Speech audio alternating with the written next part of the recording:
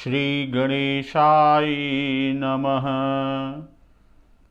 श्री रामचंद्राय नमः। श्री हनुमते नमः। श्री गुरुचरण कमलेभ्यो नमः। उमापति महादेवाय नमः। श्री शांब सदाशिव जी का ध्यान कर आज का श्री रामचरितमानस अर्थ सहित कथा का प्रारंभ किया जाए। शांताकारं शिखरिशयनं नीलकंठं सुरेशं विश्वाधारम् अस्फटिकसदृशं शुभ्रवर्णं शुभांगं गौरीकान्तं त्रितयनयनं योगभिर्ध्यानगम्यं वन्दे शम्भुं भवभयहरं सर्वलोकैकनाथं श्री शांब सदाशिवाय नमः। भक्तजन, हम लोग आज 20वें दिवस श्री रामचरितमानस के अर्थ सहित कथा का अमृत रस पान करेंगे।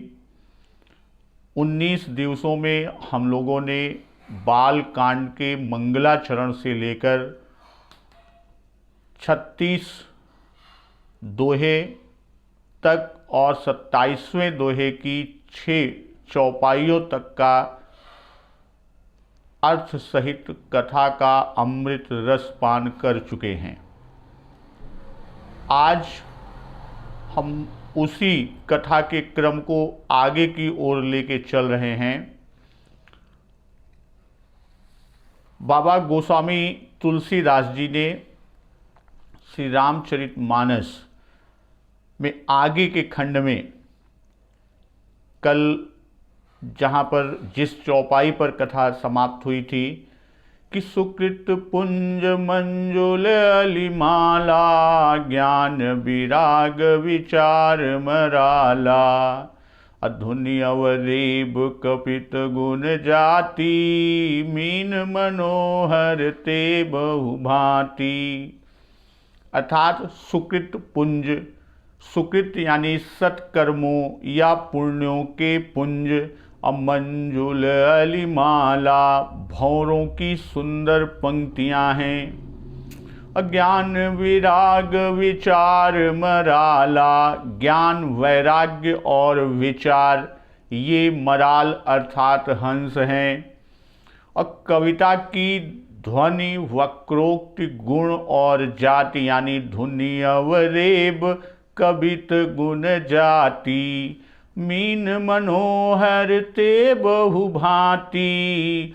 तो ये विभिन्न जाति ही क्या हैं जिसमें कविता की ध्वनि वक्रोक्ति गुण या जाति अनेक प्रकार की मनोहर मीन या मछलियां हैं। अब उसी से आगे आज की कथा लेकर हम चल रहे हैं। अर्थ धर्म कामादिक चारी कहब ज्ञान विज्ञान विचारी नवरस जप तप जोग विरागा ते सब जलचर चारु तड़ागा। अर्थ धर्म कामादिक चारी, अर्थ धर्म काम और मोक्ष ये चारों। अकहब ज्ञान विज्ञान विचारी, तथा ज्ञान और विज्ञान का विचार करके कहना। नवरस जप तप जोग विरागा, तथा नवों रसों जप तप योग और वैराग्य का कथन।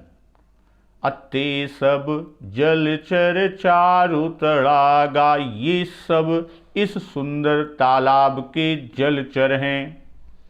तो अब यहाँ ज्ञान को तो बाबा गोस्वामी तुलसीदास पूर्व में हंस कह आए हैं। अब उसी को यहाँ पर नवरस जप तप जोग विरागा, ते सब जलचर चारु तड़ागा। तो अब उसी को जलचर कैसे कह रहे हैं? तो इस शंका को उठाकर विद्वत, टीकाकार, संत जन उसका समाधान किए कि ज्ञान के स्वरूप को बाबा गोस्वामी दास जी ने हंस कहा और ज्ञान के कथन को जलचर कहा। यानी ज्ञान के स्वरूप और ज्ञान के कथन, इन दोनों में तो स्वरूप को हंस और कथन को जलचर कहा।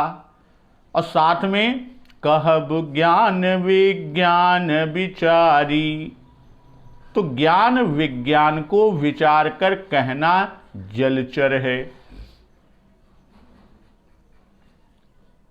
इस तरह का वर्णन श्री रामचरितमानस में बहुत से स्थानों पर आया है। तो जहां विस्तार से कहा है वहां मराल की उपमा दी है।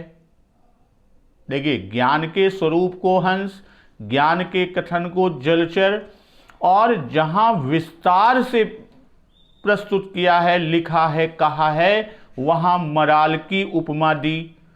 और जहां संकोच से कहा, जहां संकोच, तो वहां जलचर की। क्यों? क्योंकि जलचर गुप्त रहते हैं और संकोच से कहना भी गुप्त रूप को प्रकट करता है। तो स्वतंत्र प्रसंग विस्तार से और आनुषांगिक प्रसंग को संकोच से कहा है। तो अब यहां अर्थ धर्म कामादिक चारी, तो अर्थ धर्म कामादिक चारी। तो अब यहां अगर काम की बात हम करते हैं तो यहां काम स्त्री भोग का वाचक। क्यों? क्योंकि 4 पदार्थों में काम की भी गिनती होती है। जैसे गुरु संगति गुरु होई सो, लघु संगति लघु नाम, 4 पदार्थ में गने, नरक द्वार हु काम। अब यहाँ पर आगे बाबा गोस्वामी दास जी जो उल्लेख किए हुए हैं कि कहब ज्ञान विज्ञान विचारी, और नवरस जप तप जोग विरागा। और इससे पूर्व की चौपाई में बाबा जी ने कहा था कि धुनि अवरेब कबित गुण जाति, मीन मनोहर ते बहु भांति। यानी ध्वनि, अवरेब, कवित, गुण, जाति, ये सब काव्य में लगते हैं और काव्य से ही अर्थ धर्मादिक होते हैं। इसी से इनके पीछे इनको कहा। तो धर्म से यश होता है। पावन जस की पुण्य बिनु होई, यानी मोक्ष का साधन, परम धाम जाने का साधन ज्ञान है। और ज्ञान से अर्थ धर्म काम मोक्ष। तो इसीलिए धर्म, अर्थ धर्म काम मोक्ष के पीछे ज्ञान को बाबा गोस्वामी दास जी ने कहा।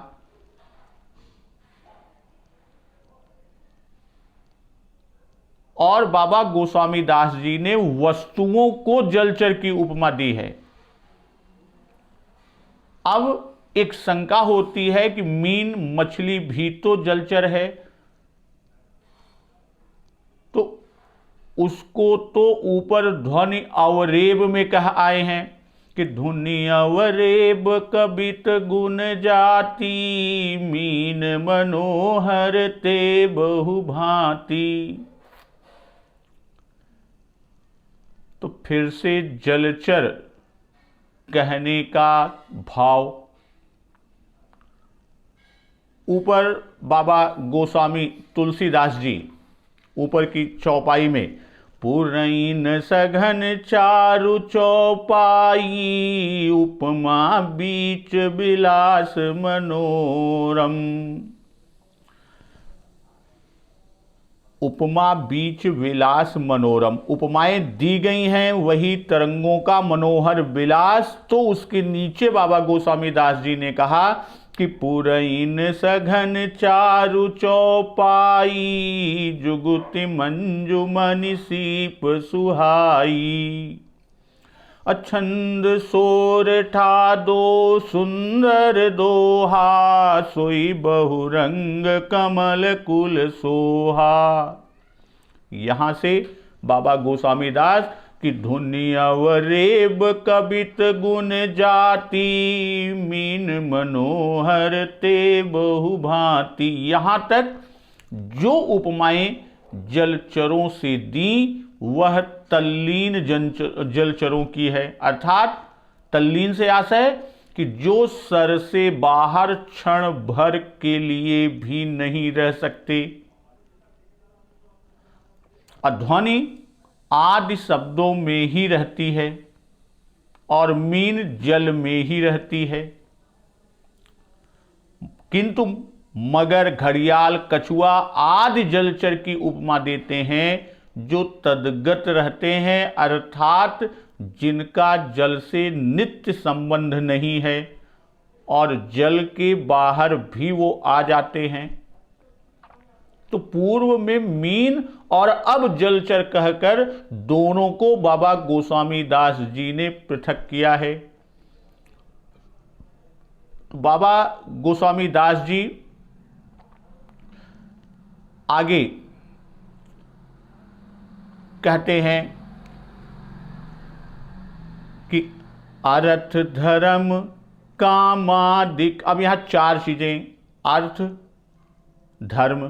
तो अर्थ का सामान्य रूप में कहें तो धन धाम ऐश्वर्य, अर्थात जहां धन धाम ऐश्वर्य के संबंध से उपदेश और इनकी सिद्धि की चर्चा आई है, वे सब इसके उदाहरण हैं। शास्त्रकारों ने अर्थ शुद्धि को ही शुद्धि माना है और उसके जो 6 उपाय, भिक्षा, सेवा, कृषि, विद्या, कुसीद यानी सूद और वाणिज्य। अब सुख सोवत सोचु नहीं, भीख मांगी भव खाई, बहुत काल में कीन्ह मजूरी, आजु दीन विधि बनि भली भूरी। अदिन चली गए ब्याज बहु बाढ़ा। तो ये आपके अर्थ की बात करता है।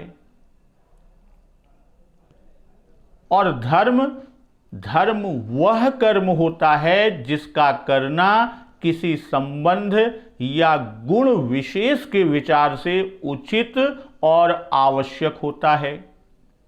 वेद विहित यज्ञादिक कर्म, वर्णाश्रम धर्म, माता पिता पुत्र स्त्री के धर्म आदि इसके अंतर्गत। वर्णाश्रम निज निज धर्म, निरत वेद पथ लोग, या परम धर्म श्रुत विदित अहिंसा आदि। इस तरह सत्य और अहिंसा सार्ववर्णिक धर्म के रूप में। तो यहां पर जहां जहां सामान्य धर्म, विशेष धर्म, विहित धर्म, निषेध वर्जित धर्म या साधनों का वर्णन है, वह सब धर्म के उदाहरण। अहिल्या को पति की पुनः प्राप्ति हुई, उसका धर्म सिद्ध हुआ। और तीसरा अर्थ धर्म काम की बात किया। तो काम क्या है? कामनाएं हैं। वह महाराज दशरथ जी, सती जी, पार्वती जी, विश्वामित्र जी, जनकपुरवासी श्री सबरी जी, सुग्रीव, दंडकारण्य के ऋषिगण या विभीषण जी आदि की कामनाओं की सिद्धि का भी रामचरितमानस के अंतर्गत उल्लेख है। अश्रृंगी ऋषि वशिष्ठ बुलावा, पुत्र काम शुभ यज्ञ करावा। तो मैं विनय करऊं कर जोरी, छूटो बेग देह यह मोरी। तो यहां पर सती मरत हरिशन बरु मांगा, जन्म जन्म शिव पद अनुरागा। तो इस तरह बहुत सारे स्थानों पर किसका, बाबा गोस्वामी दास जी ने श्री रामचरितमानस के अंतर्गत इसका उल्लेख किया है। और सामान्यतः वैषयिक सुख को और विशेषतः स्त्री सुख को काम कहा जाता है। तो साधन सामग्री के तारतम्य से काम सुख की मात्रा में भी तारतम्य होता है, और यह सब होते हुए भी काम धर्म और अर्थ का विरोधी न हो, नहीं तो उससे लोक, इस लोक और परलोक सभी का नाश होता है। कि काम क्रोध मद लोभ सब, नाथ नरक के पंथ। तो धर्मात्मा इंद्रियजयी पुरुष जो होते हैं वे ही वैषयिक सुख भोग करने में समर्थ होते हैं। अश्रुतिपथ पालक धर्म धुरंधर, गुणातीत अरुभोग पुरंदर। इन सब उपदेशों और प्रसंगों को धर्म के उदाहरण समझना चाहिए। तो अर्थ धर्म कामादिक, अब यहां कामादिक चारी कहकर मोक्ष का भी ग्रहण किया बाबा गोस्वामी दास जी ने। तो काम के साथ मोक्ष को कहने का बाबा गोस्वामी दास जी का आशय है कि काम और मोक्ष साध्य हैं, तथा धर्म तथा और अर्थ साधन हैं। काम और मोक्ष क्या है, साध्य हैं, और धर्म तथा अर्थ साधन हैं। मोक्ष का आशय क्या है, जन्म मरण से छुटकारा हो जाना, यानी अब उसे पुनः जन्म मरण के बंधन में न आना हो। जैसे गिद्धराज, जटायु, खरदूषण आदि, विराध, सरभंग जी, सबरी जी या निशाचरों की मुक्ति के प्रसंग मानस में बहुत बार आए हैं। कि तनु तजि तात जाहु मम धामा, अगीध अधम खग आमिष भोगी, गति दीन्ही जो जाचत जोगी। या राम राम कहि तनु तजहि, पावहि पद निर्वाण। अब यहां पे भी मोक्ष की बात आई। मिला असुर विराध मग जाता, आवत ही रघुबीर निपाता, अतुरत ही रुचिर रूप ते ही पावा, देखि दुखी निज धाम पठावा। यहाँ पर भी और कैवल्य मुक्ति का वर्णन ज्ञान दीपक प्रसंग में है। जो निर्विघ्न पंथ निर्भयी, सो कैवल्य परम पद लहई। तो मोक्ष के साधन जहां जहां कहे गए वे भी मोक्ष के ही उदाहरण हैं। अज्ञान विराग ऊपर कहा था, अब यहां क्या कह रहे हैं कि कहब ज्ञान विज्ञान विचारी। अब ज्ञान विज्ञान, तो ज्ञान मान जह एक नाही, देख ब्रह्म समान सब माही। अरण्य कांड के 15वें दोहे पर उल्लेख किया है।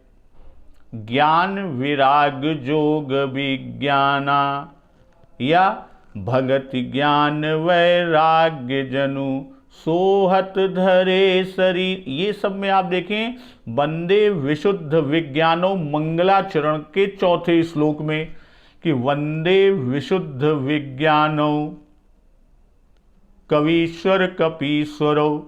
तो अब यहां पर विज्ञान और ज्ञान, तो ज्ञान से अपरोक्ष ज्ञान अभिप्रेरित होता है, अभिप्रेत है यहां पर, जिसका साधन दीपक के रूप में उत्तर कांड में बताया गया है। और जड़ चेतन की जो ग्रंथि हृदय में पड़ी हुई है उसका छूटना ही विज्ञान है। फिर अगली चौपाई में कि नवरस जप तप जोग विरागा, ते सब जलचर चारु तड़ागा। अब नौ रस की बात किया और इस पर श्रृंगार रसमाला में तो कहा भी गया है, श्रृंगारो जन कालिये रघुवर उद्धास कृतो वैवशात। तो यहां जो नौ रस की बात की गई है, श्रृंगार रस पहला है, नारी बिलो कहीं हरस हिय, निज निज रुचि अनुरूप, जनु सोहत श्रृंगार धरी, मूरत परम अनूप। यहाँ पर श्रृंगार की छवि आती है, जनु प्रेम अरु श्रृंगार तनु धरी, मिले बर सुख मालही। इसमें भी श्रृंगार, अर्थात जनकपुर में श्री राम जी के रहने पर कई प्रसंगों में श्रृंगार रस का वर्णन मिलता है। और श्रृंगार रस में भी दो प्रकार का रस होता है, एक वियोग और दूसरा संयोग श्रृंगार। एक बार पुनि कुसुम सुहाए, निज कर भूषण राम बनाए, सीतहि पहिराए प्रभु सादर, बैठे फटिक शिला पर सुंदर। अरण्य कांड के पहले ही दोहे में है, संयोग श्रृंगार का उदाहरण है। और गोपियों के प्रेम में वियोग श्रृंगार मिलता है। तो ये तो श्रृंगार रस हुआ पहला रस।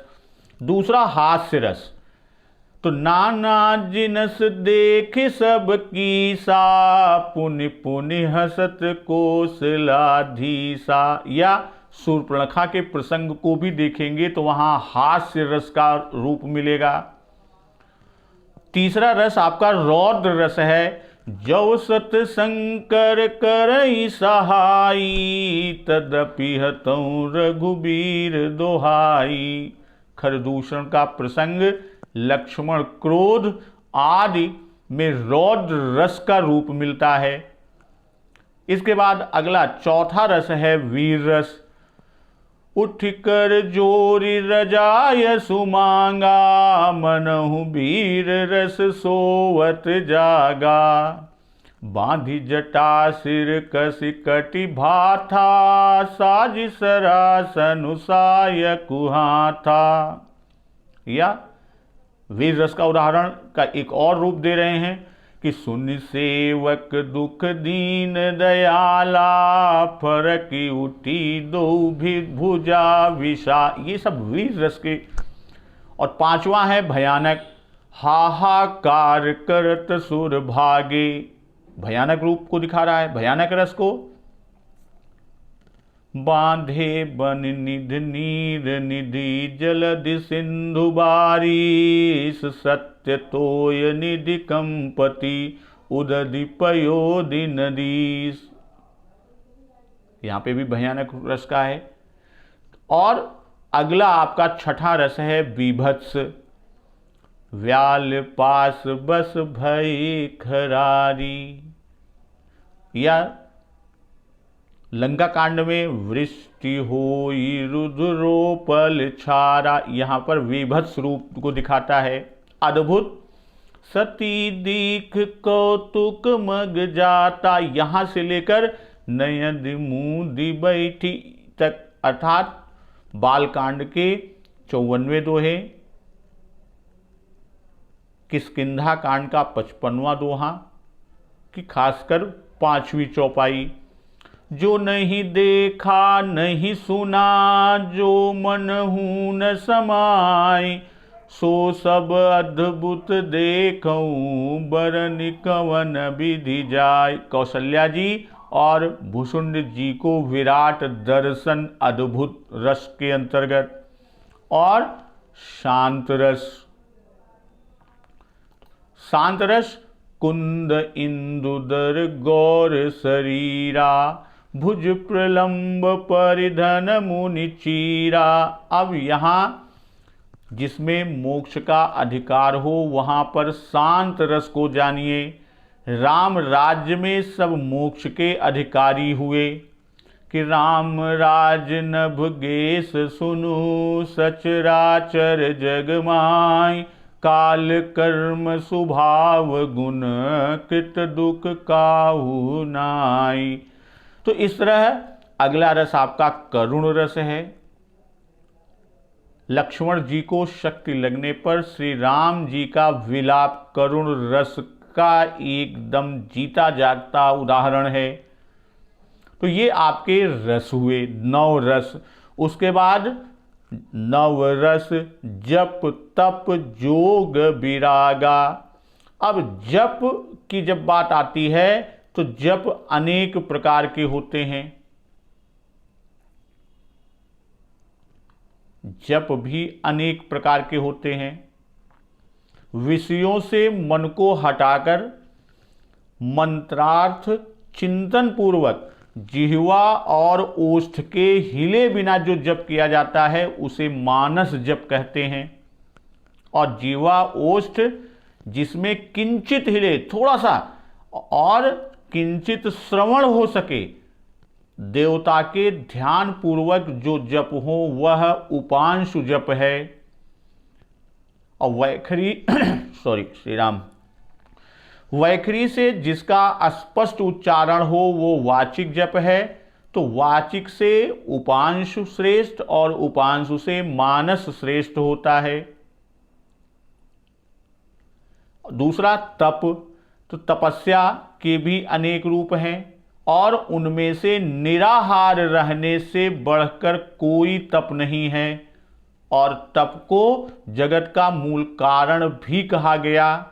तो 9 रस जप तप जोग विरा, योग अष्टांग योग, यानी योग की क्रियाओं के 8 भेद हैं, जो यम नियम आसन प्राणायाम प्रत्याहार धारणा ध्यान और समाधि। योग के जो अष्टांग योग कहे गए हैं वो 8 यम नियम आसन प्राणायाम प्रत्याहार धारणा ध्यान और समाधि। तो श्री शिव जी की ध्यान समाधि और नारद जी की समाधि की कथा जो आपको बालकांड में मिलेगी, वहां पर योग की बात है। अब विराग, विराग का मतलब विगत राग। जानिय तबहि जीव जग जागा, जब सब विषय विलास विरागा। अकहिय तात सो परम विरागी, तृण सम सिद्ध 3 गुण त्यागी। तो यहाँ पर वैराग्य यानी विराग की बात। अर्थ न धर्म न काम रुचि, गति न चहु निर्वाण। तो यहाँ वैराग्य पर वैराग्य, तो बुद्धि वशीकार संज्ञा वैराग्य है। सुकृति साधु नाम गुण गाना, ते विचित्र जल बिहग समाना। संत सभा चहु दिसि अवराई, श्रद्धा ऋतु बसंत सम गाई। सुकृति यानी पुण्यात्मा जनों के, सुकृति साधु नाम गुण गाना, ते विचित्र जल बिहग समाना। सुकृति लोगों साधुओं और राम नाम के गुणों का गान, राम साधु नाम गुण गाना, राम नाम के गुणों का गान। ते विचित्र जल विहग समाना, ये विचित्र जल पक्षियों के समान हैं। ये विचित्र जल पक्षियों के समान हैं जो मानस के शीय राम यश जल में विहार करते हैं। तो यहां गुण गाना, सुकृति, साधु और नाम तीनों के साथ है। सुकृति, साधु, नाम, गुण गाना। और सुकृत पुंज को भ्रमर की उपमा ऊपर दे आए हैं। तो अब यहां सुकृति के गुणगान को जल पक्षी की उपमा गोस्वामी जी दे रहे हैं और मानस में श्री राम यश के साथ सुकृतियों का भी गुणगान किया गया है। संत सभा चहु दिस अवराई, श्रद्धा ऋतु वसंत सम गाई। तो यहां पर बाबा गोस्वामी तुलसीदास जी कह रहे हैं कि संतों की सभा में ही इस सरोवर के चारों ओर की अमराई यानी आम की बगीचियां हैं और श्रद्धा ऋतु बसंत सम गाई, और श्रद्धा बसंत ऋतु के समान कही गई है। तो यहां पर संत सभा और अमराई यानी आम की बगिया, अमराई का मतलब आम की जो भी बागीचे हैं, बगीचियां हैं, वो अमराई। तो संत सभा और अमराई दोनों ही परोपकारी हैं और यही इनमें समानता है। जैसे बसंत से अमराई की शोभा, वैसे ही श्रद्धा से संत की शोभा। संत सभा चहु दिसि अमराई, अश्रद्धा ऋतु बसंत सम गाई। तो जैसे ही बसंत से अमराई की शोभा, उसी प्रकार श्रद्धा से संत की शोभा। जह बसंत ऋतु रही लुभा, इसी से स्त्री की स्त्री से उपमा बाबा गोस्वामी दास जी ने दी। तो यहां चहु दिस अमराई, तो संत गुणगान को विहंग कहा। अब संत सभा को अमराई कह रहे हैं और यहां चहुदिसी क्या है? संत सभा चहुदिसी अमराई। चहुदिसी का भाव क्या है? चारों संवाद, चार घाट, ऊपर बात हुई है। भूत भावन भगवान शिव शंकर जी द्वारा मां जगत जननी पार्वती मैया को, फिर याज्ञवल्क्य जी और भरद्वाज मुनिश्रेष्ठ के बीच संवाद, कागभुसुंडी और गरुण जी के बीच संवाद, और बाबा गोस्वामी तुलसीदास और संतजन यानी सज्जनों के बीच का संवाद। ये चार संवाद, चार घाट हैं और चारों संवादों में जो संत सभा है यानी जो कथा सुनने के लिए बैठा या बैठी है, वही चहुदिस की अमराई है। बाबा गोस्वामी दास जी यही कहना चाहते हैं कि अब चारों संवादों में जो संत सभा है उनको सुनिए। अकहूँ कथा सोई सुखद सुहाई, सादर सुनहु सुजन मन लाई। तो गोस्वामी जी और सुजन संवाद की सुजन की सभा है, यह पूर्व दिशा में है। यानी गोस्वामी जी और सुजन संवाद में सुजन की सभा, यह पूर्व दिशा। अब भरद्वाज आश्रम अति पावन, परम रम्य मुनिबर मन भावन। तहाँ होई मुनि ऋषय समाजा, जाहि जे मज्जन तीर्थ। तो यह याज्ञवल्क्य और भरद्वाज जी संवाद में संत सभा है जो दक्षिण दिशा में है।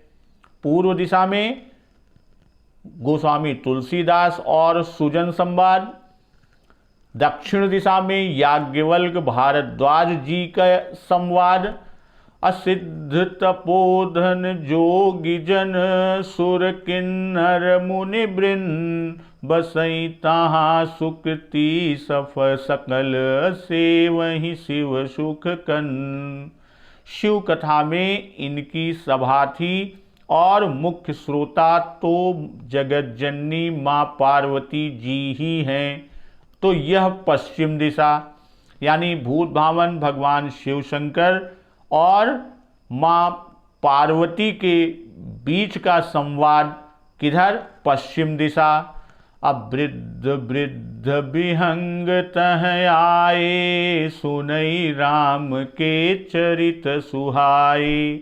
यह भुसुंड जी की कथा में सभा है जो उत्तर दिशा में है।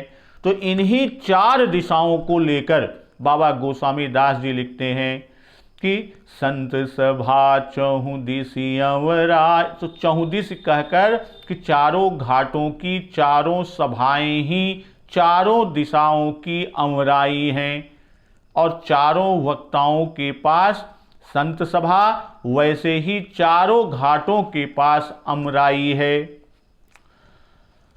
हम भगति निरूपण विविध विधाना क्षमा दया दमलता बिताना।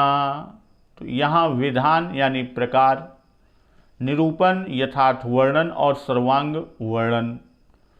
तो अगर साधारण अर्थ की बात करें तो भगति निरूपण विविध विधाना, अनेक प्रकार से एवं अनेक प्रकार की भक्तियों का निरूपण।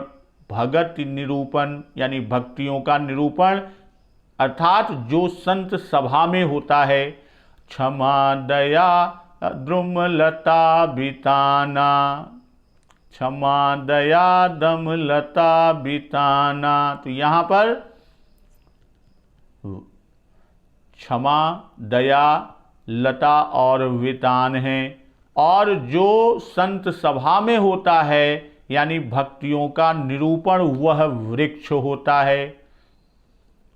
तो ऊपर बाबा गोस्वामी दास जी ने बसंत ऋतु कहा, श्रद्धा ऋतु बसंत सम गाई, और अब उसका धर्म कह रहे हैं।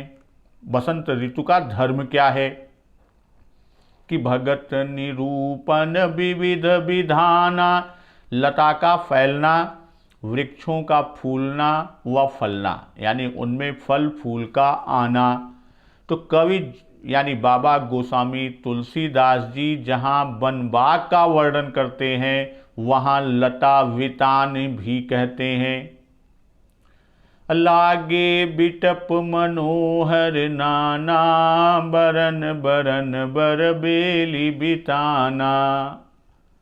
अब फूल ही फरही विटप विधि नाना, मंजू विटप बर बेली बिताना। तो वृक्ष के आधार पर लताएं और उनका मंडप होता है। ठीक उसी प्रकार ही भक्ति के आश्रित क्षमा दया की बात करते हैं। अमराई में वृक्ष होते हैं जिन पर बेल लिपटती हैं। संत सभा में भक्ति निरूपण वृक्ष है, क्षमा दया लता वितान है। समझम नियम फूल फल ज्ञाना, हरिपद रति रस वेद बखाना। तो यहाँ पर जो शब्द आए हैं सम यानी शम, अंतःकरण और या अंतर इंद्रियों को वश में करना, जिसे हम आप मनोनिग्रह कहते हैं। सम जम, जम का आशय यहाँ पर आप आगे देखेंगे। तो अब चित्त को धर्म में स्थिर रखने वाला जो कर्म का साधन के रूप में माना जाता है, किसे? जम। मनु के अनुसार शरीर साधन के साथ साथ इनका पालन नित्य कर्तव्य है, जैसे अहिंसा, सत्यवचन, ब्रह्मचर्य अकल्पता, अस्तेय, ये 5 यम कहे गए हैं। कौन कौन? अहिंसा, सत्यवचन, ब्रह्मचर्य, अकल्पता और अस्तेय। तो समजम, नियम, फूल फल ज्ञाना, और यम योग के 8 अंगों में पहला है। और अर्थ हरिपद रति रस वेद बखाना। तो संयम की जब हम बात करते हैं तो यहाँ ऊपर बाबा गोस्वामी दास जी ने अमराई कहकर उसके वृक्ष, लता और वितान कहे। तो रामचरितमानस सर के सत संत सभा रूपी अमराई में फूल फल क्या हैं? उधर वसंत में आम में बौर लगता है, आम फलता है, और यहाँ संत सभा में श्रद्धा से संयम यानी शम यम, नियम और ज्ञान होते हैं। जो संतों में श्रद्धा से संयम अर्थात शम यम और नियम तथा ज्ञान होते हैं, फल में रस होता है। हरिपद रति रस वेद बखाना, यहाँ हरिपद में प्रीत होना यह ज्ञान का रस है। सोहन राम प्रेम बिनु ज्ञानु। बाबा जी आगे लिखते हैं कि और कथा अनेक प्रसंगा, तई सुख पिक बहुबरन बिहंगा। तो और भी अनेक कथाएं और अनेक प्रसंग, तो तोता कोकिल आदि बहुत रंग के पक्षी हैं। तई सुख पिक बहुबरन बिरंगा, अनेक प्रसंग या कथाओं के अनेक प्रसंग जो इस मानस के अंतर्गत आए हैं, तो ही क्या हैं? तोता कोकिल आदि बहुरंग के पक्षी हैं। और प्रसंग में या प्रसंगवश जो कथा, जैसे कुछ एक पार्वती विवाह, भानु प्रताप कथा, नारद अभिमान भंजन, जो नारद जी को अभिमान हुआ उसे किस तरह से भंजित के लिए स्वयंवर की रचना आदि आ गई। तो वे ही बरन बरन के सुख पिक हैं। वही क्या है? तोता और कोकिल हैं, जो ऋतु विशेष में कभी कभी देख पड़ते हैं।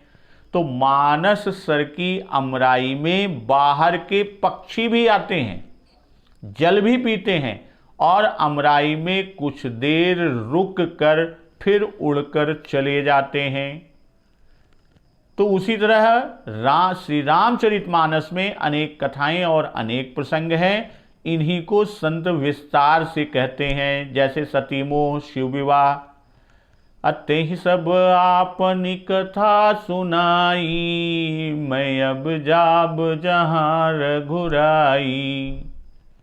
तो इस तरह बाबा गोस्वामी दास जी आगे लिखते हैं, पुलक बाटिका बाग बन, सुख सुबिहंग बिहार, माली सुमन स्नेह जल, सींचत लोचन चार। तो यहाँ पर कि कथा में जो रोमांच होता है, पुलक बाटिका बाग बन, असुख सुबिहंग बिहार। तो यहाँ पर पुलक का मतलब होता है रोमांच होना, अर्थात आनंद में रोम रोम का खड़ा होना। सुमन का मतलब सुधन मन यानी सुंदर मन। तो संत सभा में कथा से जो पुलक होना यानी रोमांच होना फुलवारी है। बाग और वन है।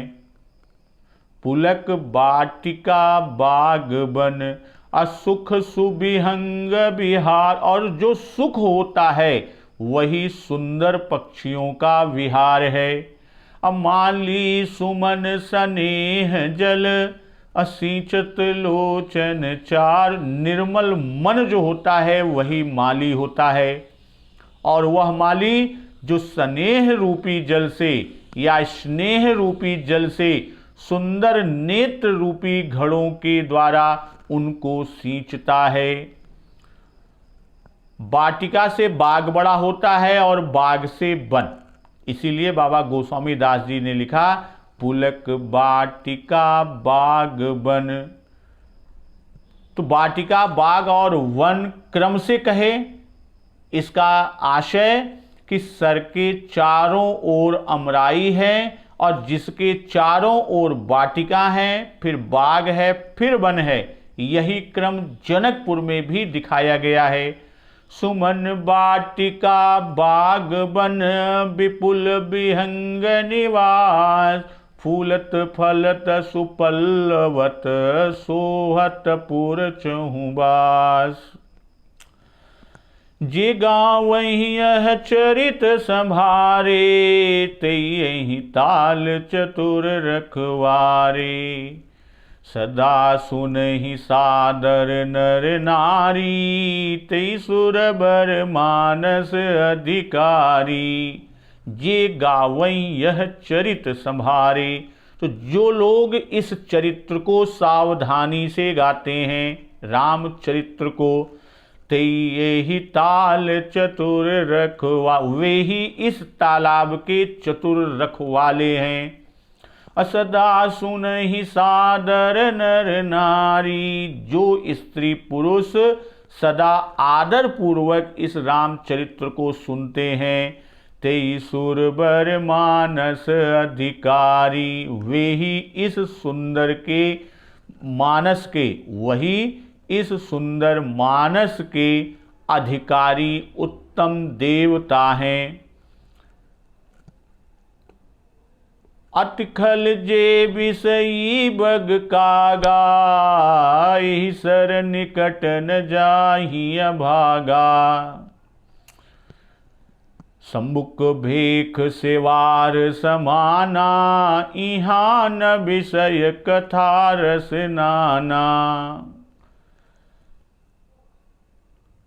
क्यों यहाँ पर कहा ऐसा कि अतिखल जे विषयी बग का, जो बहुत ही दुष्ट और विषयी हैं। अतिखल जे विषयी, जो बहुत ही दुष्ट हैं और विषयी हैं, वे ही अभागे बगुले और कौवे हैं।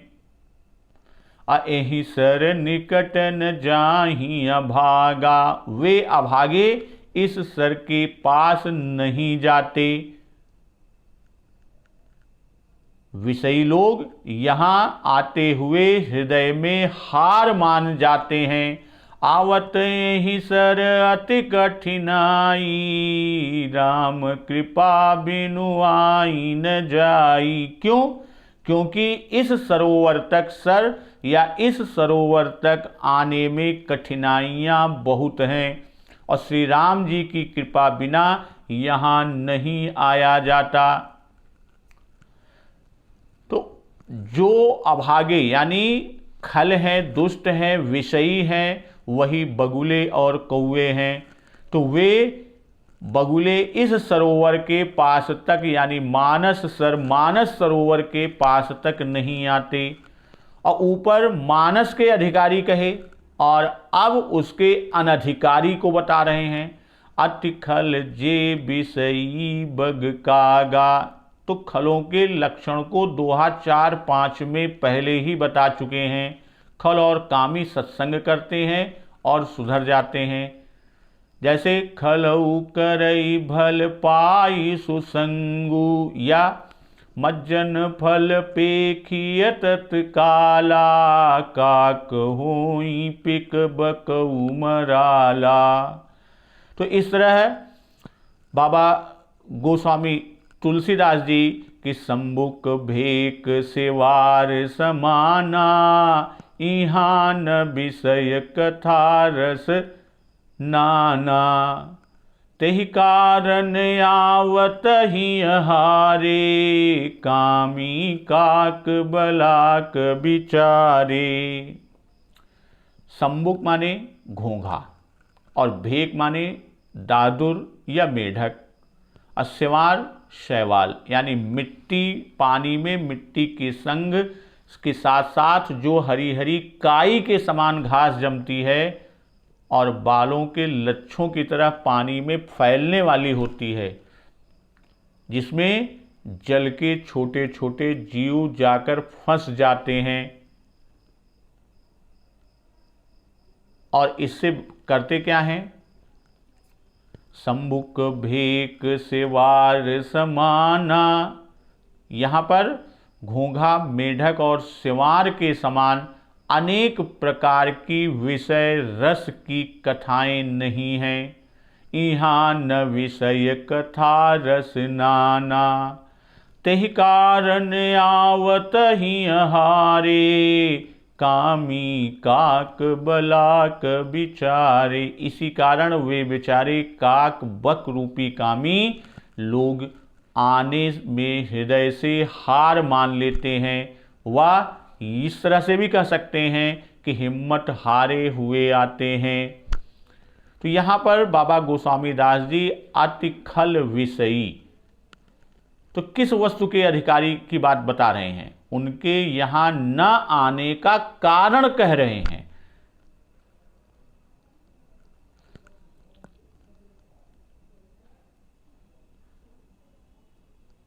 कठिन कुसंग कुपंथ कराला, तिनके बचन बाघ हरि ब्याला, गृह कारज नाना जंजाला,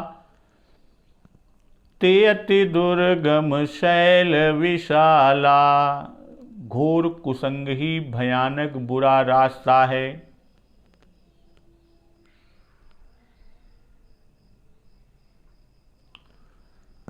घोर कुसंग ही भयानक बुरा रास्ता है। और ऊपर बाबा गोस्वामी दास जी कहे हैं, आवत एहि सर अति कठिनाई, राम कृपा बिनु आई न जाई। तो इस रामचरित सरोवर में, रामचरित मानस सरोवर में या सर में आने में बहुत ही कठिनाइयां हैं और बिना भक्त वत्सल प्रभु श्री राम जी की कृपा के यहाँ आना नहीं हो सकता। तो कठिन कुसंग कुपंथ कराला, घोर कुसंग ही क्या है? कठिन कुसंग, घोर कुसंग ही क्या है? कुपंथ कराला, भयानक बुरा रास्ता है। और तिनके बचन बाघ हरि ब्याला, उन कुसंगियों के वचन ही क्या हैं? उनके कथन ही बाघ, सिंह और सांप हैं। बाघ हरि ब्याला। अगृह कारज नाना जंजाला, ते अति दुर्गम शैल विशाला। और गृह कारज नाना जंजाला, तो घर के कामकाज और गृहस्थी के भांति भांति के जंजाल ही ते अति दुर्गम शैल विशाला, वे ही अत्यंत दुर्गम बड़े बड़े शैल या पर्वत हैं। कुसंग कुपंथ है तो सुसंग सुपंथ है। भाई कठिन कुसंग कुपंथ कराला, अगर कुसंग कुपंथ है तो सुसंग सुपंथ है। अकठिन कुसंग कराल कुपंथ अर्थात भय उत्पन्न करने वाले बुरे रास्ते, जिन पर तनिक देर के लिए भी पैर नहीं रखा जाता। और श्री रामचरितमानस के संबंध में कठिन कुपंथ क्या है, बाबा गोस्वामी दास जी इसके बारे में जो वर्णन किए हैं उसके बारे में, सुतदार अगार सखा परिवार, बिलोक महाकुसमाज ही रे, सबकी ममता तज कै समता, सज संत सभा न विराज ही रे, जन डोल ही लोलुप कुकुर, ज्यो तुलसी भज कौशल राज ही रे। और करु संग सुशील सुसंतन सो तजि कूर कुपंत कुसाथ ही रे। तो यहाँ पर यह ध्यान रहे कि सुतदार सखा परिवार आदि श्री राम चरणानुरागी हो, भगवत भक्त हो, तो वे कुसंगी नहीं हैं। क्यों? चूंकि वे तो परम धर्म में सहायक हैं, और जो हरि विमुख हैं वे ही कठिन कुसंगी हैं। तो ऐसे लोगों के त्याग को कहा कि जाके प्रिय न राम बैदेही, तजिए ताहि कोटि बैरी यद्यपि परम स्नेही। यहाँ पर तजऊ पिता प्रहलाद विभीषण बंधु भरत महतारी, हरिहित गुरु बलि पतिव्रज बनि तिन्ह शोभय मुद मंगलकारी। तो वहाँ मानस सरोवर में भयंकर ऊंचा नीचा कांटे कंकड़ युक्त ऊबड़ खाबड़ रास्ता, और यहाँ कथा में स्त्री पुत्र घर सखा परिवार की ममता। जैसे स्त्री घर में अकेली है, बच्चा मुंह लगा है, जाने नहीं देता, घर में कोई नहीं है, ताला न टूट जाए या मित्र ना आ जाएं, साथी ना आ जाएं, इनके साथ न बैठें तो नहीं बनता। और परिवार में अमुक भाई दुखी है, तो ये सब क्या है? कठिन कंकड़ युक्त ऊबड़ खाबड़ रास्ते हैं। और मानस सरोवर की यात्रा में एक मार्ग पड़ता है जिसे निरपनिया कहते हैं। यह कराल कुपंथ है। गृह कारज नाना जंजाला, ते अति दुर्गम शैल समाना, अब बन बहु विषम मोह मद माना, नदी कुतर्क भयंकर नाना। घर के कामकाज और फसाव वाले अनेक झंझट बखेड़े, आदमी कहता ना बहुत बखेड़ा है, तो उस तरह के जो बहुत से हैं, बन बहु विषम मोह मद माना, मोह मद और मान ही बहुत से बीहड़ वन हैं। और नदी कुतर्क भयंकर नाना, और नाना प्रकार के कुतर्क ही भयानक नदियां हैं। तो यहां पर वन बहु विषम, अब पहाड़ का वन कह रहे हैं, वन बहु विषम। गृह कारज में जो मोह मद मान है वही बहुत से वन हैं। सामान्य वन में तो लोग चले जाते हैं, किंतु विषम वन में नहीं जा सकते। ठीक उसी तरह सामान्य मोह मद मान वाले लोग तो कथा में चले भी जाते हैं, परंतु जो विषम मोह मद मान वाले वो नहीं जा सकते, इसीलिए इसे विषम कहा है। जे श्रद्धा संबल रहित, नहीं संतन कर साथ, तिन कहु मानस अगम अति, जिन्है न प्रिय रघुनाथ। जिनके पास श्रद्धा रूपी राह खर्च नहीं है।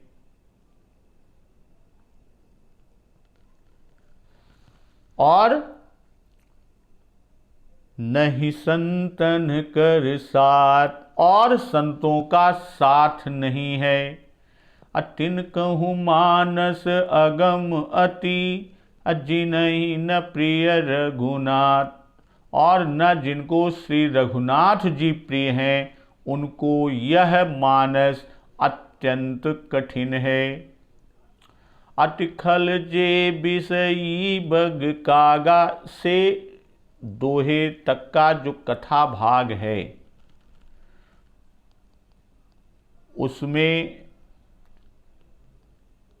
मानस का रूपक रूप मिलता है। अब इसके अधिकारी और अनधिकारी को इसकी प्राप्ति में जो कठिनाई व सुगमता है वह आगे कहते हैं कि ऐसा किसी का मत है, पर हमारी समझ में बराबर रूपक चला आ रहा है। इस तरह बाबा गोस्वामी दास जी ने श्रद्धा में संबल का आरोप किया। संतों में यात्रियों व पर्वतीय साथियों का और रघुवीर में गम्य स्थान स्थित प्रिय वस्तु के आरोप आर्थिक हैं। तो यहां पर अलंकारों की सृष्टि भी की है।